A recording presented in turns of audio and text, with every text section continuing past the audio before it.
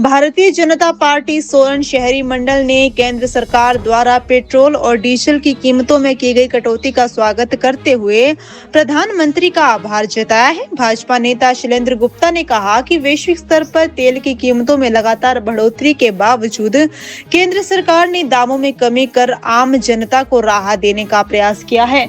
उन्होंने बताया कि अंतर्राष्ट्रीय बाजार में कच्चे तेल के दाम ऊंचे स्तर पर बने हुए हैं।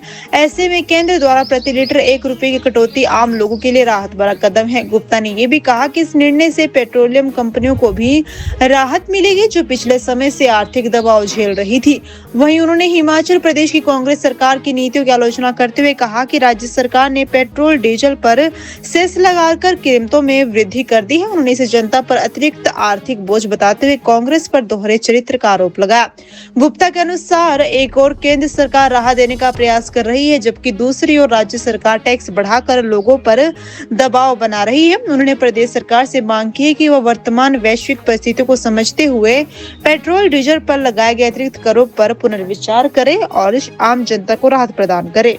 भारतीय जनता पार्टी की केंद्र सरकार ने जो पेट्रोल और डीजल की दामों में जो भारी गिरावट की है, उसके लिए भारतीय जनता पार्टी सोलन शहरी मंडल उसका हार्दिक स्वागत करती है और प्रधानमंत्री जी को इसके लिए धन्यवाद करती है, क्योंकि वैश्विक स्थिति इतनी भयंकर बनी हुई है पेट्रोल और डीजल के ऊपर, जिसपे सारे देशों के जो प्राइस है वो आसमान छू रहे हैं।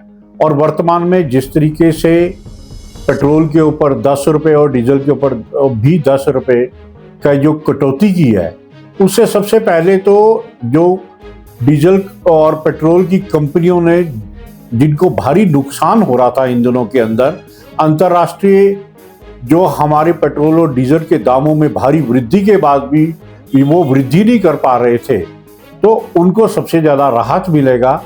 क्योंकि यदि कुछ ही दिनों में उन्होंने इनके प्राइस को रिवाइज करना था और बढ़ाना था, लेकिन दूसरी तरफ हमारी प्रदेश की कांग्रेस सरकार जिस तरीके से उसके ऊपर सेस लगा के 5 रुपए की वृद्धि की है, ये दोहरा चरित्र।